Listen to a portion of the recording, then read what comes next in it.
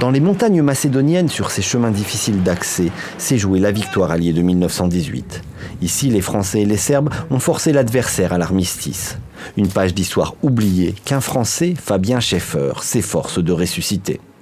Là, on est sur une position non de combat, mais de repos, juste en arrière de la tranchée qui est juste au-dessus, sur la crête de cette colline. Historien amateur, Fabien consacre son temps libre à cartographier la ligne de front. Il est maintenant chargé, de façon bénévole, de créer la collection d'un petit musée du front d'Orient que la France va ouvrir en Macédoine. Et ben là, c'est comment le reste d'un fusil français Lebel. Voilà, ça va être comment installé dans le. Ça sera une des pièces du musée qui sera présentée au public. La Macédoine ignore presque cette page de son histoire, et pour cause. Les Macédoniens ont été ralliés de force aux divers belligérants. Le grand-père de Tomé commence les guerres balkaniques sous l'uniforme turc, puis il est mobilisé par les Serbes en 1914, prisonnier remobilisé, il finit la guerre sous l'uniforme bulgare.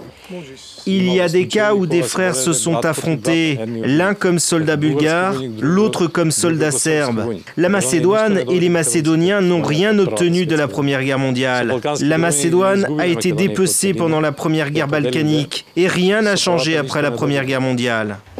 Entre objets de terrain et documents d'époque, Fabien a presque terminé la collection qui sera exposée à côté du cimetière militaire français de Bitola.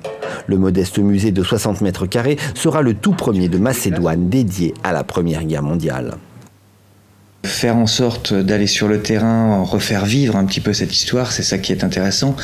Aller voir les gens, essayer de découvrir des choses, qu'ils nous fassent aussi ou qu'ils me fassent découvrir leur univers et leur histoire au travers de cette Première Guerre mondiale. C'est ça qui m'intéresse. C'est aussi le contact humain. Ici, les soldats français et serbes ont commencé en 1918 leur course de 700 km à la poursuite de l'adversaire. En moins de 2 mois, les Bulgares, les Turcs, puis les Autrichiens et finalement les Allemands demandent l'armistice. Une victoire étouffée par Paris, car elle aurait terni les énormes sacrifices en France. Il était temps, 100 ans après, de rendre hommage à ces poilus oubliés.